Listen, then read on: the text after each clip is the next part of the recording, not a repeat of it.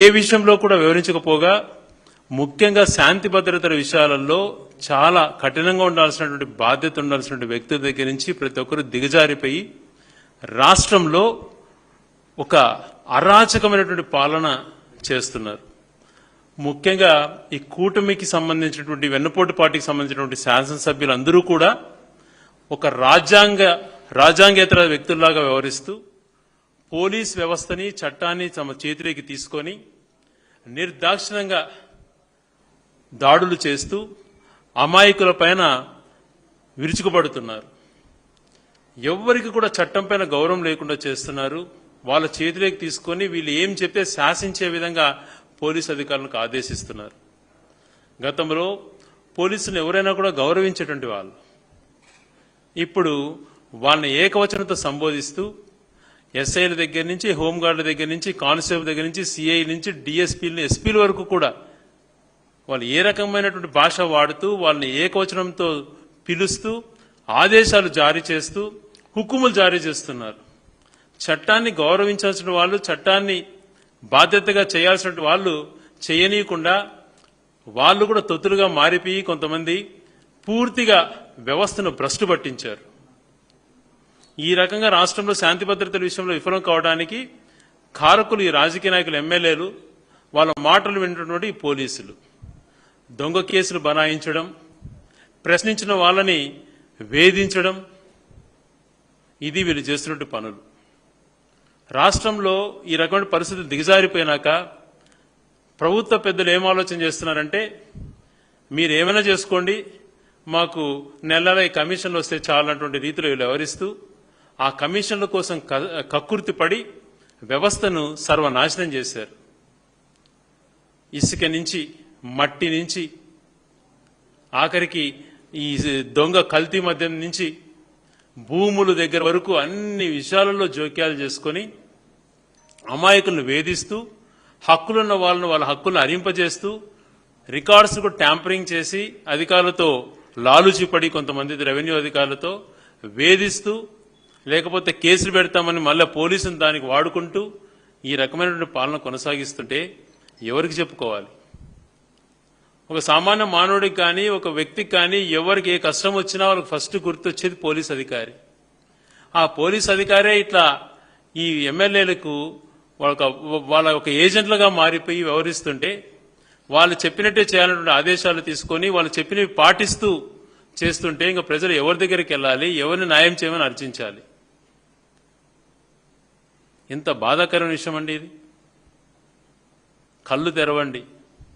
మీ పై అధికారులు కూడా వాళ్ళు కక్కుర్తి పడి లాలుచిపడి ఆదేశాలు ఇచ్చినా వాళ్ళని ప్రశ్నించండి. మన బాధ్యత ఇది కాదు.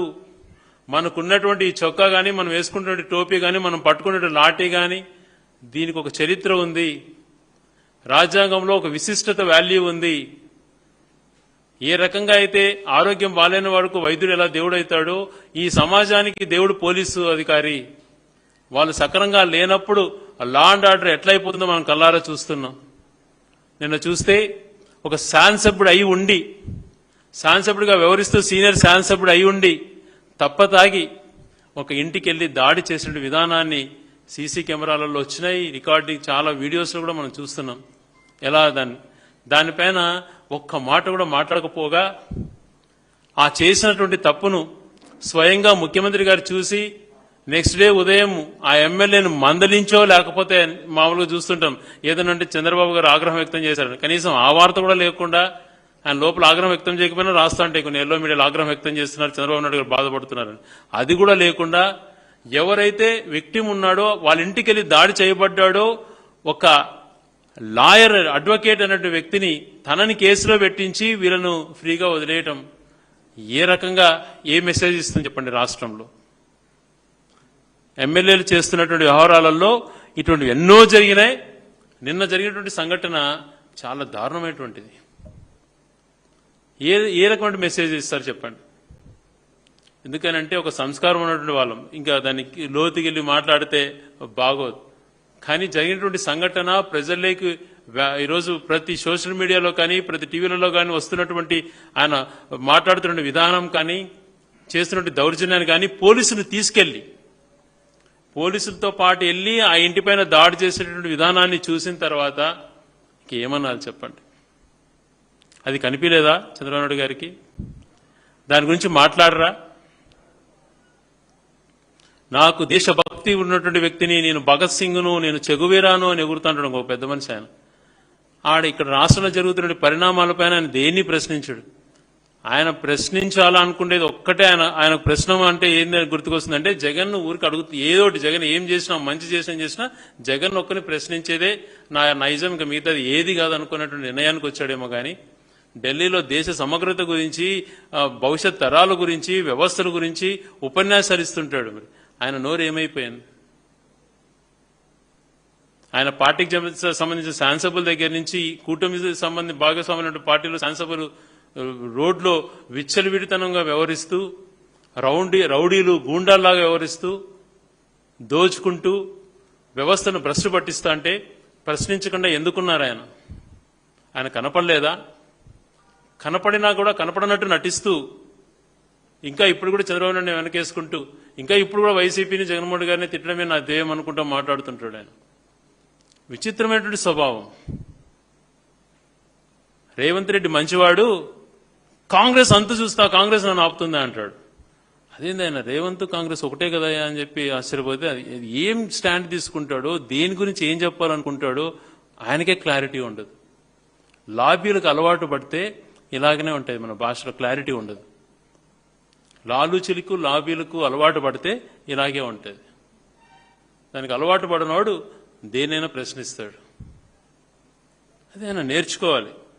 ఇష్టానుసారం రాష్ట్రంలో జరుగుతున్న పరిణామాలు, ఒక పక్క శాసనసభ్యుడు అర్ధరాత్రిపోయి తన పైన ఏమైనా ప్రశ్నించిన వారి పైన స్వయంగా వాళ్లే మద్యం సేవించి దాడులు ఒక పక్క నిర్వహిస్తూ ఉంటే, మరొక పక్కన అంటే ఇక్కడ వ్యక్తులను కాదు, ఆ వ్యక్తి ఎవరా ఏముందా అన్నది పక్కన పెట్టేస్తే, నిన్న కూడా చూసాం ఒక అతను సాయి కృష్ణ అంటే ఒక అతని పోలీసులు అరెస్ట్ చేశారని చెప్పి ఆ తల్లి వాపోతుంది. అతను ఏమయ్యాడు, లాకప్లోకి తీసుకెళ్లారు, ఆ తర్వాత ఏం జరిగింది అతను చూపించండి అని అంటే ఇంతవరకు మాట లేదు. కోర్టు ఆదేశాలు ఇస్తే మేము వెతుకుతున్నాం ఆ మనిషి కోసం అటువంటి తీసుకొని 2 వారాలు వాయిదా తీసుకున్నారు కోర్టులో. నాకు ఆశ్చర్యకరంగా ఉందండి. ఒక మనిషిని లాకప్లోకి పోలీసు కస్టడీలోకి తీసుకొని లాకప్లోకి పెట్టి మాకు తెలియదు ఎక్కడికి పోయాడు అన్నటువంటి మాట మాట్లాడుతున్నారు అని అంటే, ఈ వ్యవస్థని మేము ప్రశ్నిస్తున్నాం.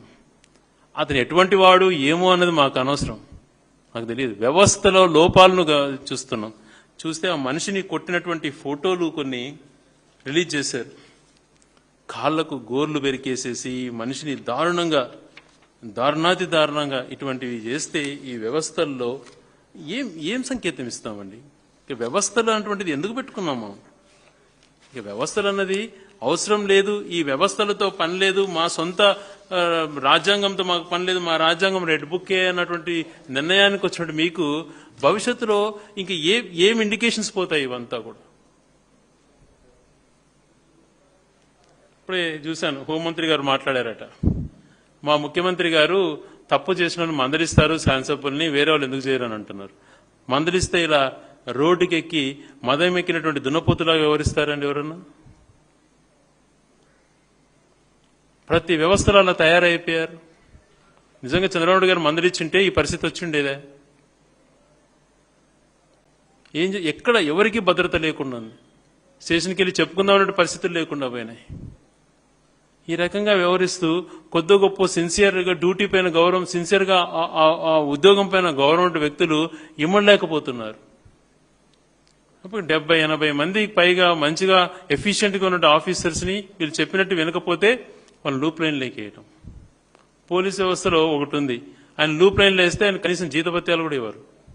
ఆ కుటుంబాన్ని ఎలా పోషించుకోవాలి, ఆ వ్యక్తి కమిట్మెంట్ ఉన్న వ్యక్తి నిజాయితీకి ఇచ్చేటువంటి గౌరవాలు ఇవి ఉంటాయి. మళ్ళా ఈ పద్ధతులు కరెక్ట్ కాదండి. మనము దీన్ని మార్చేదానికి, దీన్ని ఇంకా ఎఫిషియెంట్గా తయారు చేసేదానికి, భవిష్యత్తు మిగతా దేశాలు వ్యవస్థను ఎలా ఇంప్రూవ్ చేయాలని చెప్పి సంవత్సరానికి అనేకమైన రీసెర్చ్ దాన్ని చేస్తుంటే, మనం దీంట్లో ఈ వ్యవస్థల్ని ఇంకా కిందికి దిగజారుస్తూ చేయాల్సిన డ్యూటీ వాళ్ళని చేయనీయకుండా ఈ వ్యవస్థను ఇలా దిగజార్చుకుంటూ పోతే ఏం లాభం ఉంటుందని మళ్ళీ చెప్పేటువంటి నీతుల్లాగా మాట్లాడతారు. ఆచరించాలి కదా. ఆచరించే పద్ధతి తీసుకున్నప్పుడే ఖచ్చితంగా ఒక మార్పు అనేది వస్తుంది. మరి స్వయాన హోంమంత్రి గారు తన ఒక మహిళ అయి ఉండి, ఎస్ ప్రౌడ్ టు సే దట్ ఒక రాజశేఖర రెడ్డి గారు మహిళా హోమ్ మినిస్టర్ అనేది స్టార్ట్ చేయడం, తర్వాత జగన్మోహన్ రెడ్డి గారు దళితులకు హోమ్ మినిస్టర్ ఇవ్వడం, ఎస్ మీరు దళితులకు ఇచ్చడం మేము కూడా సంతోషించాం. కానీ లా అండ్ ఆర్డర్ ఇలా కృషించి నశించిపోతుంటే పార్టీనే నా బాధ్యత, లా అండ్ ఆర్డర్ నాకుండదు, చంద్రబాబు నాయుడు గారు ఆదేశాలే నాకు ముఖ్యమైనటువంటి రీతిలో వ్యవహరిస్తూ పోతూ మీరే ఇట్లా తప్పుడు సంకేతాలు ఇస్తే ఇంక ఏ రకమైనటువంటి నమ్మకం ఏర్పడుతుందండి? ఎంతమంది పిల్లలండి, పసిపిల్లలు, తునికి సంబంధించినటువంటి ఆడపాప మిస్ అయితే ఎంతవరకు ఆమె మరణించినటువంటి పరిస్థితి. ఎందుకు ఇంతమంది పసిపిల్లలు ఇలా అవుతున్నారు? ఇన్ని మానభంగాలు ఎప్పుడు జరగని రీతిలో ఎందుకు జరుగుతున్నాయి? దేంట్లో అన్నా భద్రత ఉందండి ఏ మనిషికైనా కూడా?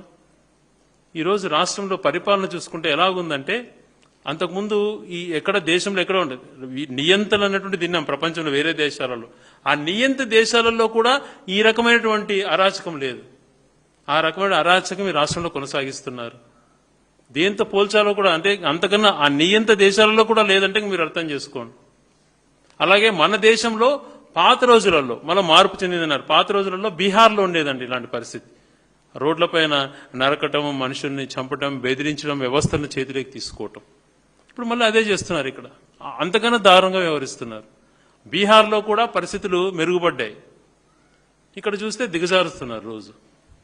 చాలా రోజులు కొనసాగదండి. ఇది మంచి పద్ధతి కాదు. మీరు సెట్ చేసినటువంటి ఈ సిస్టమ్ని భవిష్యత్తులో కొంతమంది కొనసాగించిన వ్యవస్థలు ఎంత నాశనం అయిపోతాయో ఆలోచన చేసుకోండి. ఈరోజు మిమ్మల్ని ఒక ప్రతిపక్షం అన్నాక ఒక ప్రజాస్వామ్యంలో హక్కు ఉండేది ఏంది? ప్రశ్నించేది. గ్రామాలలో ప్రశ్నిస్తే సిఐ స్థాయి వ్యక్తి ఫోన్ చేస్తాడు, ఒక పోస్టింగ్ పెట్టి, వ్యక్తిగతంగా కాదు. మీరు ఇంతకుముందు అన్నట్టుగా కొంతమంది మాట్లాడుతుంటారు, మా వైసీపీ ఎవరు బెటర్ అలాగా. మేము కూడా అటువంటి ఎప్పుడు సపోర్ట్ చేయం. ఒక పార్టీకి సంబంధించి మహిళల గురించో ఇంకొకరి గురించో మాట్లాడితే మీకంటే ముందు మేము స్పందించి అటువంటి తీసేయండి అని చెప్పి వార్నింగులు ఇస్తాం. అలా కాకుండా వ్యవస్థలో జరుగుతున్న లోపాలను ప్రజల కోసం ప్రశ్నిస్తే కూడా పోలీసు అధికారులను బెదిరించి వేధించే తత్వం చూస్తే నిజంగా వీళ్ళు దేనికి వాడుకుంటున్నారు పోలీసులు అన్నటువంటిది ఆశ్చర్యం వేస్తుంది. అక్కడ అలాగే తయారైంది. మరొక పక్కన దాదాపుగా సోషల్ మీడియాలో ఫేస్బుక్, ఇన్స్టా లాంటి వాటిలలో 800 పేజీల పైగా పోస్టుల పైగా దాన్ని హైడ్ చేశారు. వీళ్ళకున్న ఇన్ఫ్లుయెన్స్ ను వాడుకొని ప్రశ్నించినటువంటివి ఏవైతే సోషల్ మీడియాలో ఈ రాష్ట్రంలో జరుగుతున్నటువంటి అప్పులు తీసుకోండి, ఎందుకనంటే గతంలో వైఎస్ఆర్సీపీ చేసిన అప్పుల కన్నా డబల్ 2 సంవత్సరాలలో చేసేశారు. అప్పుడు కూడా ప్రశ్నిస్తే ఆ పోస్టులు ఉండనియరు. డిఎస్సి గురించి అక్రమాలు జరిగినటువంటివి ప్రశ్నించినటువంటి పోస్టింగ్లు అన్ని తీసేశారు. అలాగే ఏది కూడా ఏ లా అండ్ ఆర్డర్ గురించి ప్రశ్నించినా, కరప్షన్ గురించి ప్రశ్నించినా, జరుగుతున్న మానభంగాలు, ఈ రౌడిజం గురించి ప్రశ్నించినవి ఉంటాయి. అవి ఎందుకు మీకు భయం? ఎందుకంటే ఎందుకు అవి హైడ్ చేపించేసి అవి దాన్ని బ్లాక్ చేయిస్తున్నారు? ఎందుకు మీకు అంత భయం? మీరు చేస్తున్నారు తప్పులను ప్రజలకు తెలియకూడదు. మీకున్నటువంటి మీడియా అంతా మీరు కంట్రోల్ చేసుకొని వాళ్ళు మీరు ఏం మాట్లాడాలో ఆదేశాలు ఇచ్చి వాళ్ళతో మాట్లాడిస్తారు. వాళ్ళతోనే మీ యొక్క పబ్లిసిటీ చేయించుకుంటారు. ఇంకెలా అండి ఈ దేశాన్ని బాగుపరిచేది? సామాన్య మానవుడికి న్యాయం ఎలా జరుగుతుంది? కింది స్థాయి నుంచి ప్రశ్నించే వాళ్ళని వేధించడం, పై స్థాయిలో అలాగే జరుగుతూ పోతే ఇంక ఎవరికి చెప్పుకుంటారండి ఏదైనా విషయాలు?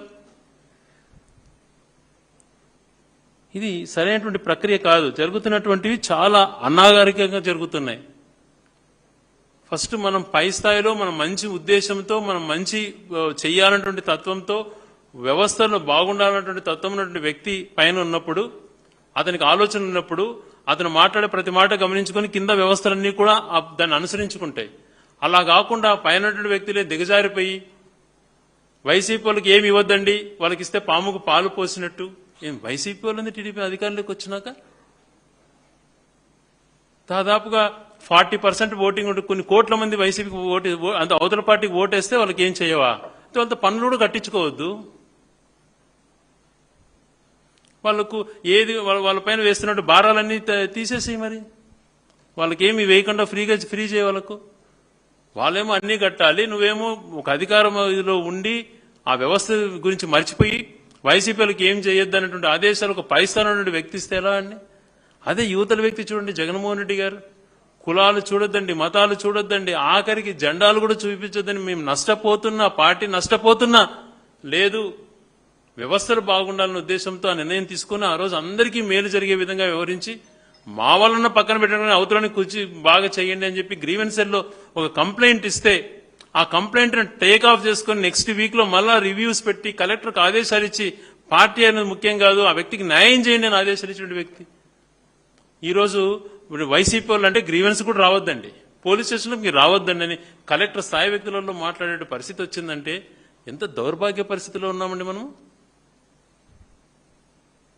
ఇదే మనం సెట్ చేసేటువంటి ఎగ్జాంపుల్ ఇదే నువ్వు చెప్పేటువంటి గుడ్ గవర్నెన్స్ అనేటువంటిది గుడ్ గవర్నెన్స్ అంటే అర్థం ఏంటండి విలువలతో చేయండి రాజకీయాలు ప్రజల మనసు గెలిచేదానికి ప్రయత్నం చేయండి అవతలోడు ఏదో ప్రశ్నిస్తాడు ఆ విషయం మేము చేసే తప్పులు ప్రజలకు తెలియకూడదు అన్నటువంటి సంకుచిత మనస్తత్వంతో వ్యవహరిస్తే ఇలాగే దిగజారిపోతాయి ఆ దిగజారుడు ఎక్కడికి ఉంటుందో అంతు లేకుండా కిందికి పోతుంది పెద్ద పెద్ద హిట్లర్లు ముసోలిన్లు ఏమైపోయారు కాలగర్భంలో కలిశారు మీరెంత మనిషికి ఒక లైన్ ఎంతసేపు నేను ఎలా గెలవాలన్నది కాదు గెలిచిన తర్వాత తిరిగి ప్రజల మనసులతో ఎలా గెలవాలన్నది ఆలోచన చేయాలి కానీ వ్యవస్థలతో గెలవాలి మేనేజ్మెంట్తో గెలవాలి రౌడిజంతో గెలవాలని ఆలోచన చేస్తే ఎప్పటికీ మంచి పార్టీ కాదు మంచి లీడర్ కాలేరు దయించి ఈ హోమ్ మినిస్టర్ గారు వీటన్నిటిపైన దృష్టిలో పెట్టండి ఈ వ్యవస్థలను గాడిలో పెట్టండి మీకోసం కాదు ఈ వ్యవస్థలు ఉండేది ప్రజల కోసం పనిచేసే బాధ్యత మన అందరిపైన ఉంటుంది కాబట్టి మరొకసారి మిమ్మల్ని అందరికీ విన్నమించేది రాష్ట్రంలో జరుగుతున్నటువంటి పరిణామాలను ఆవేదన చెంది నేను మాట్లాడుతున్నా ప్రతి ప్రాంతంలో ఇలాగే ఉంటుంది అన్ని చోట్ల చేస్తూ మీరు రౌడీజాలు చేస్తూ మళ్ళా ఇంకోటి క్లాసిక్ ఎగ్జాంపుల్ అంటావు ఇంకోటి అంటావు వైసీపీ పైన నెడతావు ఇంకో రకంగా బ్రాండ్ పెట్టాలని చూస్తావు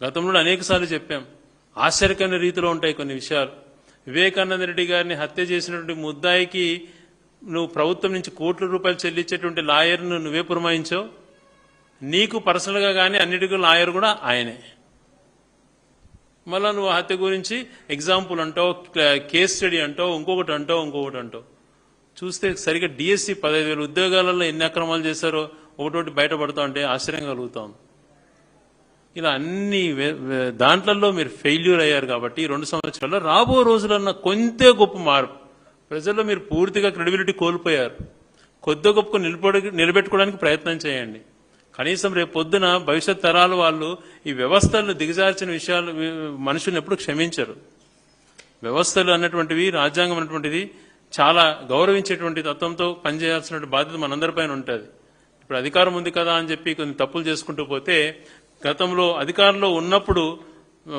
వికృత చేష్టాలతో విరిచిపడిన వాళ్ళు ఈరోజు పరిస్థితులు ఏ రకంగా వాళ్ళ పరిస్థితులు ఉన్నాయో ఒకసారి ఆలోచన చేసుకోండి రేపు ఆ పరిస్థితులు కూడా మీకు వస్తాయి అంతకన్నా దారుణమైన పరిస్థితులు వస్తాయి బాధ్యతతో పదవిలో ఉన్నప్పుడు జాగ్రత్తగా వ్యవహరించాలి మంచి తీరుతో ఉండాలి కానీ ప్రశ్నించే వారికి